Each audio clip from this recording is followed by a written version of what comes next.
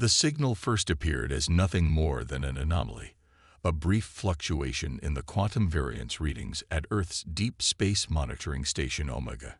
Dr. Maya Patil might have dismissed it entirely if not for its peculiar regularity, a pattern too precise to be natural, too complex to be human. "Director Chen, you need to see this," Maya called out, her eyes fixed on the holographic display as streams of data cascaded across multiple screens. The quantum signatures pulsed in sequences that defied conventional physics, each wave carrying what appeared to be encoded information. Director James Chen crossed the control room in quick strides, his typically composed demeanor showing cracks of concern as he studied the readings. "How long has this been active?" 17 minutes, Maya replied, her fingers dancing across the haptic interface. "It's not using any known communication frequency. The signal exists purely in quantum space, technology we've theorized but never achieved." Before Chen could respond, the signal shifted. The quantum fluctuations intensified, and suddenly, the space above Earth's atmosphere rippled like disturbed water. A massive vessel materialized, its hull bearing the scars of recent combat. The ship's design was unlike anything human eyes had ever witnessed. Organic curves blended seamlessly with crystalline structures that seemed to pulse with inner light. "All stations, alert status 1," Chen commanded, his voice carrying across the facility's communication network. "Get me Secretary General Rodriguez and the Security Council. Now." The vessel made no aggressive moves. Instead, it maintained a stationary orbit, broadcasting a new signal, this one designed to be received by conventional communications arrays. The message that filtered through was both clear and desperate. "People of Earth, we seek sanctuary. We are the last of the Thessalians, and we run from those who would see us extinct. Please respond." Within hours, the United Earth Defense Council had convened an emergency session. Maya found herself standing before the world's leaders, explaining the impossible physics that had brought the alien vessel to their doorstep. "The Thessalian ship employs quantum entanglement technology far beyond our current understanding," she explained, projecting detailed scans of the vessel. "But what's truly remarkable is the ship itself. It appears to be partially biological, with systems that can self-repair and adapt to damage." Secretary General Rodriguez leaned forward, her stern features illuminated by the holographic displays. "And you're certain they pose no immediate threat?" "Their weapons systems are severely damaged," Maya confirmed. "More importantly, they've made no attempt to conceal their vulnerabilities. Every scan we've requested, they've permitted. Their transparency suggests genuine desperation." The council chambers fell silent as the Thessalians' first visual transmission played. Their ambassador appeared humanoid in basic form, but that's where the similarities ended. Their skin was translucent, showing patterns of bioluminescence that shifted with their emotions. Multiple sets of eyes, arranged in elegant symmetry, blinked independently as they spoke. "I am voice bearer Lyra," the alien announced, their words translated by advanced AI systems. "We were once a peaceful civilization of billions, spanning 12 star systems. Now we number less than 10,000. The Dominion hunts us for our bioengineering secrets, destroying any who refuse to submit to their rule. We chose Earth because our studies showed humanity's remarkable capacity for both innovation and compassion." Rodriguez exchanged glances with her advisors before responding. "Voice bearer Lyra, humanity has long wondered if we were alone in the universe. While these circumstances are not what we might have imagined for first contact, we cannot ignore a plea for help from those facing extinction." "Madam Secretary," General Harris interrupted, "we must consider the military implications. If this Dominion traces the Thessalians here, then we will face that challenge," Rodriguez stated firmly. "Humanity's history is filled with moments where we had to choose between what was easy and what was right. I will not have it recorded that when a dying species came to us for help, we turned them away out of fear. The decision was made. Earth would grant the Thessalians sanctuary, but not just out of altruism. The Council recognized an opportunity, a chance to learn from an advanced civilization while preparing for the possibility of future conflict. As Maya helped coordinate the Thessalian ship's descent to a specially prepared facility in the Pacific Northwest, she couldn't shake the feeling that this was more than just first contact. It was the beginning of a partnership that would change both species forever. The Thessalians had technology that could revolutionize human understanding of biology and quantum physics. In return, humanity offered something the Thessalians desperately needed: a fresh perspective and an unrelenting determination to survive against overwhelming odds. The true test would come when the Dominion eventually tracked them to Earth.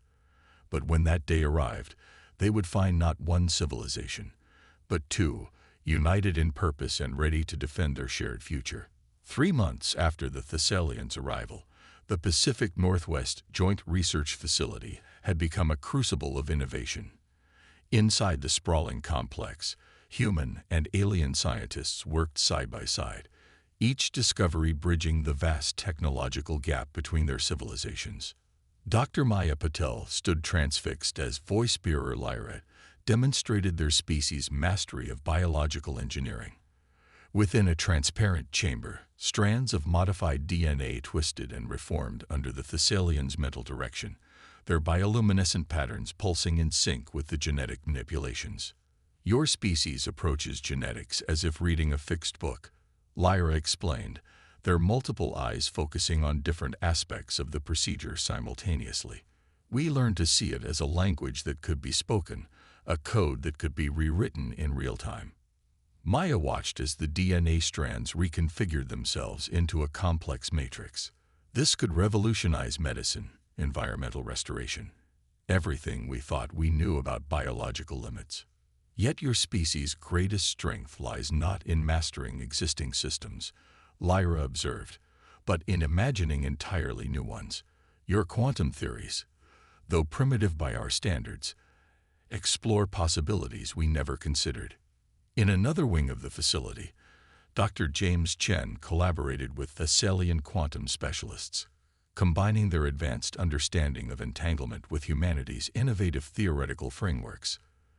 The results defied conventional physics.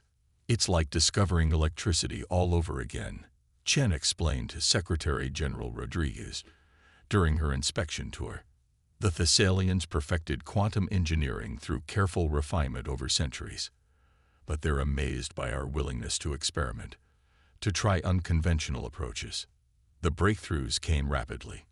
Thessalian bioorganic computers merged with human AI systems, creating hybrid networks that processed information in entirely new ways.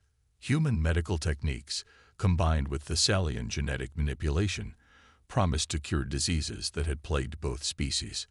But not everyone embraced this exchange of knowledge. General Harris paced the facility's secure briefing room, his face grave as he addressed the Defense Council.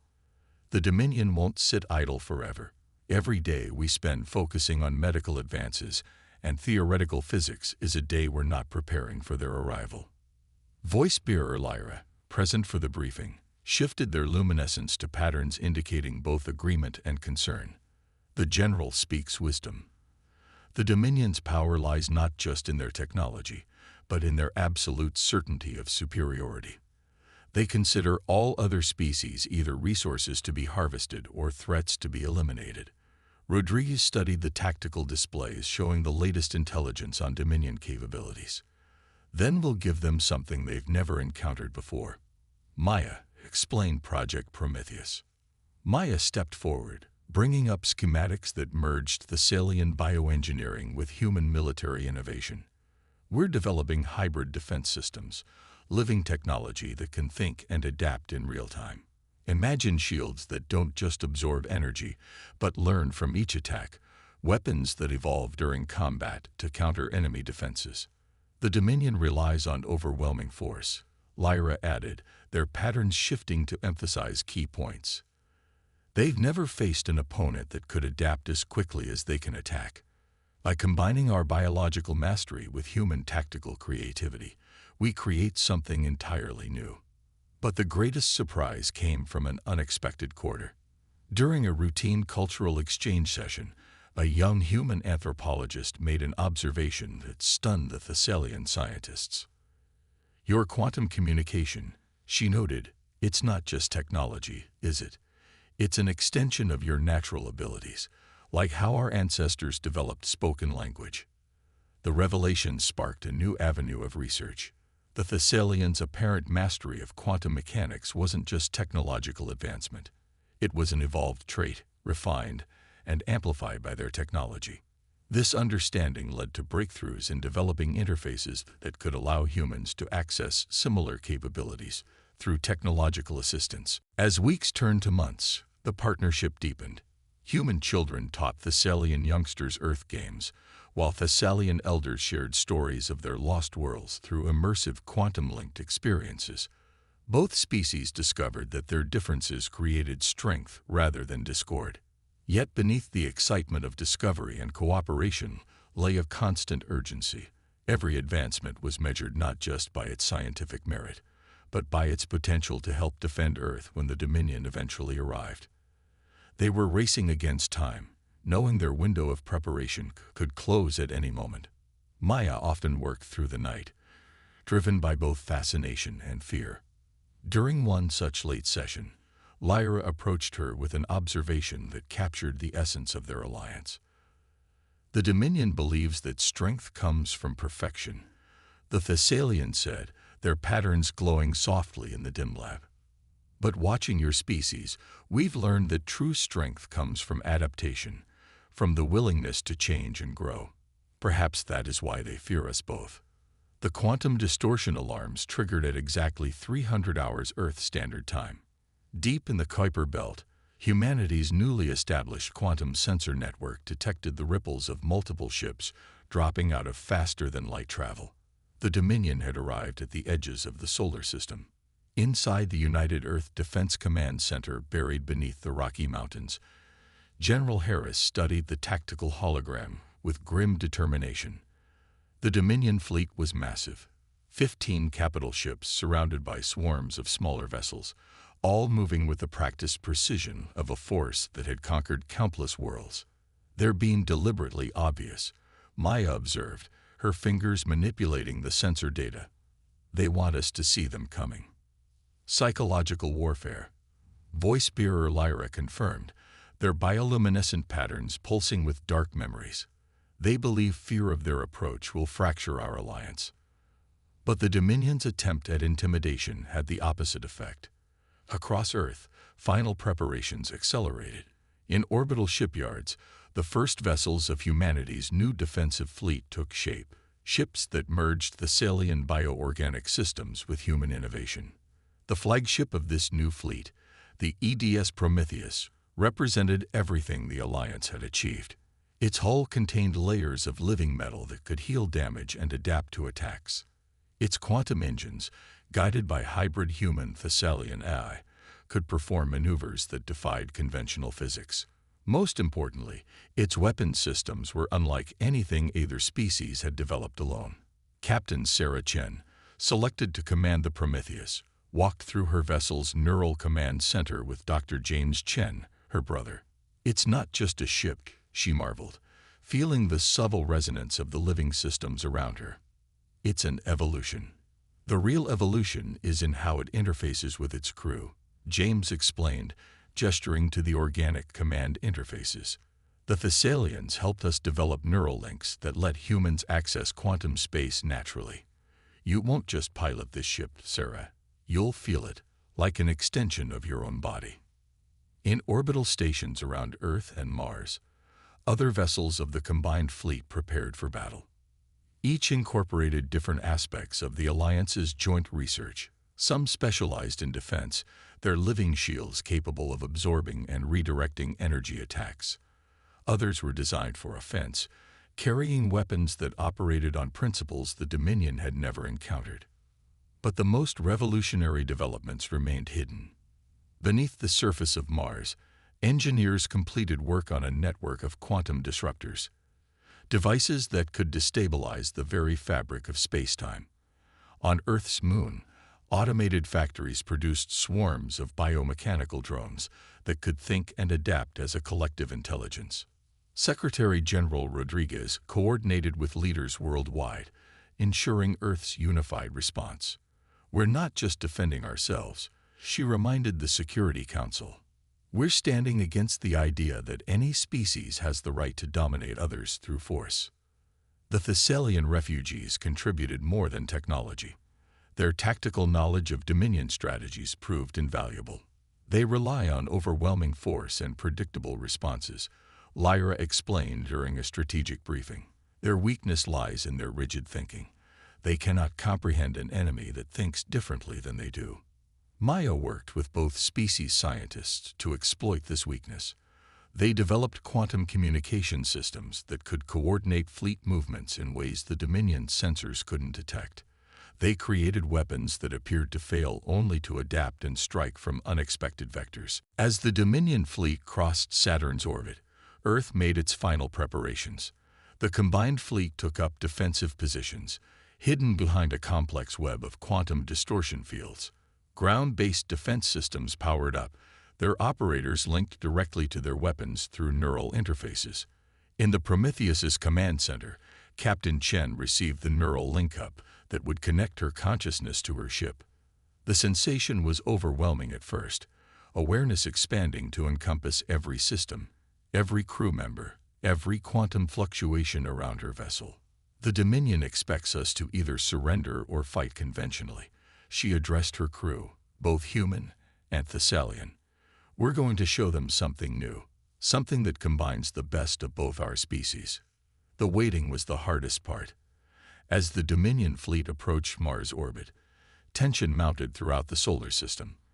But unlike the countless civilizations they had conquered before, Earth and its allies weren't waiting in fear. They were waiting in readiness, their combined strengths about to be tested against an enemy that had never known defeat. Maya found Lyra in the quantum observatory, their patterns reflecting complex emotions. "Do you think we're ready?" she asked. The Thessalians' response carried both hope and determination. "The Dominion believes they understand power, but they have never encountered anything like what we have created together. Perhaps that is exactly why we will prevail." As Jupiter's orbit fell behind the approaching fleet, humanity and their allies made final preparations for a battle that would determine not just Earth's fate, but the future of intelligent life in the galaxy. The question wasn't just whether they could win, but whether their victory would chart a new course for interstellar civilization. The Dominion fleet emerged from behind Mars' orbit like a metal storm, their ships casting long shadows across the red planet's surface. Their formation was perfect, methodical, and exactly what the Allied forces had been counting on. Captain Sarah Chen felt the Prometheus respond to her thoughts as she initiated the first phase of their defense. "All ships, execute Pattern Omega," she commanded, her consciousness merged with her vessel's quantum systems. "Show them what we can do." The Allied fleet materialized from their quantum hiding spots, but not as a conventional battle formation. Instead, the ships appeared to fragment and dissolve, each vessel splitting into multiple quantum echoes. To the Dominion sensors, it would appear as if they faced thousands of potential targets instead of hundreds. The Dominion's response came swiftly. "Primitive species," a harsh voice broadcasted across all frequencies. "I am High Commander Vex of the Dominion Expansion Fleet. Your deceptions cannot hide your true numbers. Surrender the Thessalian rebels, and we may grant you the mercy of swift extinction." Maya Patel, monitoring the battle from Earth Defense Command, watched as the Dominion launched their first attack. Waves of energy weapons lashed out at the Phantom Fleet, only to pass through most of the targets while others absorbed and redirected the energy back at their attackers. "They're confused," Lyra observed, their patterns flickering with fierce satisfaction. "Their targeting systems cannot distinguish between our quantum echoes and real ships. Every scan they perform only creates more uncertainty." The battle evolved rapidly. Dominion ships, accustomed to overwhelming their enemies with superior firepower, found themselves fighting an enemy that seemed to exist in multiple states simultaneously. The human Thessalian hybrid vessels darted through quantum space, appearing and disappearing faster than their weapons could track. But the Dominion hadn't conquered half the galaxy through lack of adaptation. Their fleet began to split into smaller groups, attempting to force the Allies into conventional combat. That's when Phase 2 began. From the Martian surface, massive quantum disruptors activated, creating waves of distortion that rippled through space. The Dominion's perfectly coordinated fleet suddenly found their formation torn apart as local space-time fluctuated unpredictably. Now, Chen ordered, and the Prometheus led the first real attack run. The flagship's living weapons responded to her neural commands, launching salvos of bioorganic torpedoes that thought for themselves, adapting their attack patterns to bypass enemy shields. The space around Mars erupted into chaos. Dominion ships, their rigid tactical doctrine shattered, began responding individually rather than as a coordinated force. Some vessels found their quantum drives refusing to respond as the Martian disruptors created zones of impossible physics. Others faced attacks that seemed to learn from their defenses, becoming more effective with each exchange. High Commander Vex's fury was palpable in his next transmission. "What manner of abomination have you created? This defies all natural law." "No," Secretary General Rodriguez responded from Earth Command. "This is evolution. This is what happens when species work together instead of trying to dominate each other." The turning point came when the Prometheus, leading a strike group of hybrid vessels, executed a maneuver that should have been impossible. The ships appeared to phase through solid matter, emerging inside the Dominion's defensive formation. At point-blank range, they launched swarms of biomechanical drones that attached themselves to enemy vessels, beginning to rewrite their operating systems from within. Maya's screens filled with data as Dominion ships began losing power, their crews unable to maintain control as hybrid technology merged with their systems. "The integration is working," she reported. "Their ships are being converted into quantum anchors. They can't retreat even if they want to." The battle had lasted less than 2 hours when High Commander Vex's flagship, its weapons disabled and systems compromised, transmitted again. "How?" The question carried equal parts fury and disbelief. "How have you done this?" Captain Chen, the Prometheus's living metal pulsing in sync with her heightened emotions, replied. "You thought strength came from domination. We learned it comes from cooperation. Every species has something to teach, something to contribute. You never understood that, and that's why you lost." The surrender of the Dominion fleet marked more than just a military victory. It represented the triumph of a different philosophy, one that valued diversity and cooperation over uniformity and control. As the Allied forces secured enemy vessels and began the process of accepting surrenders, the implications of their victory rippled across known space. Maya found Lyra in the command center, their patterns showing complex emotions she had learned to recognize as hope mixed with vindication. "Your people," the Thessalian said quietly. "They didn't just save us. They showed the galaxy a new way forward." Looking at the tactical displays showing the aftermath of battle, Maya smiled. "Not my people," she corrected. "Our people. And this is just the beginning." The news of the Dominion's defeat spread quickly through quantum space, reaching other subjugated species who had long lived under their shadow. Earth had done more than defend itself. It had proven that cooperation and innovation could overcome even the most formidable opponent. The age of the Dominion was ending, and something new was about to begin. 1 year after the Battle of Mars, the sight of ships entering Earth's solar system no longer triggered alarm. Instead, the quantum ripples of arriving vessels were greeted with anticipation. Earth had become a beacon for species seeking to break free from the remnants of Dominion control. The Singapore Space Elevator's observation deck offered a stunning view of humanity's transformed orbital infrastructure. Maya Patel stood beside voice-bearer Lyra, watching as vessels of various designs moved through the crowded lanes of Earth's orbital space. Below them, the sprawling Interstellar Cooperation Center dominated the rebuilt Singapore coastline. When we first arrived seeking sanctuary, Lyra observed their patterns shifting in contemplative waves. We never imagined this outcome. We hoped merely to survive. And instead, we changed the galaxy, Maya replied, watching as a massive Centaurian trade ship, its crystalline hull refracting sunlight, docked with the orbital station. The Centaurians had been among the first to seek alliance after the Dominion's defeat, bringing with them expertise in stellar engineering that complemented Earth's growing technological base. In the years since the battle, the former Dominion Empire had fractured into independent regions. Some remained hostile, clinging to old ideologies of supremacy, but most had embraced the new paradigm embodied by the Earth-Thessalian alliance. The proof of its success was visible in every advancement they'd made together. The Prometheus, now serving as the flagship of the Alliance fleet, had returned from its latest diplomatic mission. Captain Sarah Chen had become a symbol of the new order, her neural connection to her living ship representing the perfect synthesis of multiple species technologies. Under her command, the fleet protected trade routes and responded to calls for aid from worlds still struggling to rebuild. In the quantum research labs beneath the ICC, Dr. James Chen led a diverse team of scientists from 12 different species. Their latest project promised to revolutionize interstellar travel again. The quantum network is nearly complete, he explained during the annual Alliance Council meeting. Once activated, it will allow instantaneous communication and transportation between all allied worlds. Secretary General Rodriguez, now serving as Earth's representative to the Alliance Council, studied the holographic display showing the network's progress and the security concerns.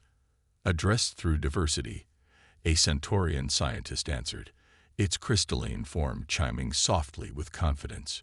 Each node incorporates technology from multiple species. No single approach can compromise the whole.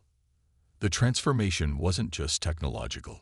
Earth's cities had become forums for cultural exchange. Thessalian bioarchitecture merged with human designs, creating buildings that lived and grew. Centaurian crystal gardens captured and redirected light in ways that turned city parks into living art installations. Even the Dominion refugees who had chosen to defect brought their own contributions, their rigid engineering principles finding new applications in collaborative projects.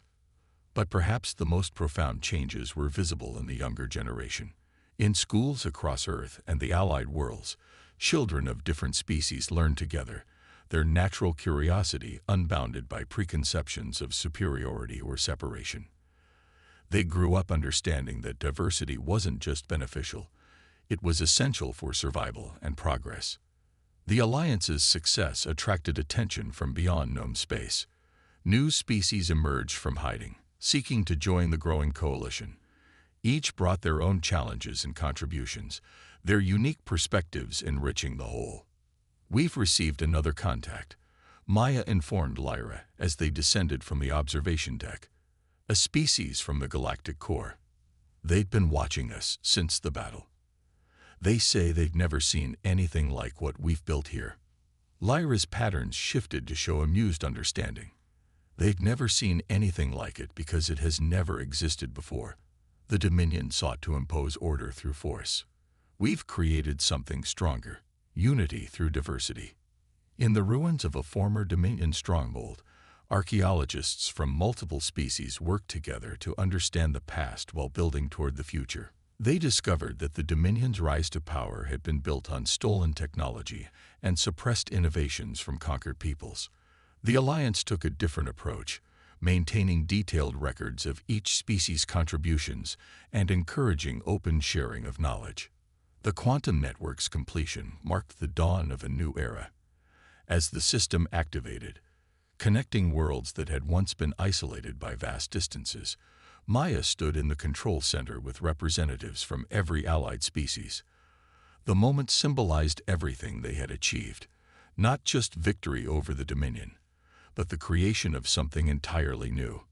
My predecessors would have seen this as chaos, a former Dominion scientist remarked, watching the quantum signals connecting across thousands of light years. All these different approaches, different species, different ideas mixing together. That's exactly why it works, Maya replied. The universe itself thrives on diversity. We just finally learned to follow its example. As night fell over Singapore, the lights of orbital traffic painted patterns across the sky. Somewhere out there, the remaining Dominion holdouts still plotted and schemed, but they no longer inspired fear. The Alliance had proven that cooperation was stronger than coercion, that diversity bred resilience, and that the future belonged to those who could adapt and grow together. Voice bearer Lyra, watching the stars with their multifaceted eyes, spoke softly. When we came to Earth, we thought we were witnessing the end of our species' story. Instead, we were present for the beginning of a much greater one. Maya smiled, understanding that their victory had never really been about defeating the Dominion. It had been about proving that a better way was possible. The stars above weren't just lights in the darkness anymore. They were beacons of possibility, each one representing another chance to show the galaxy what unity truly meant.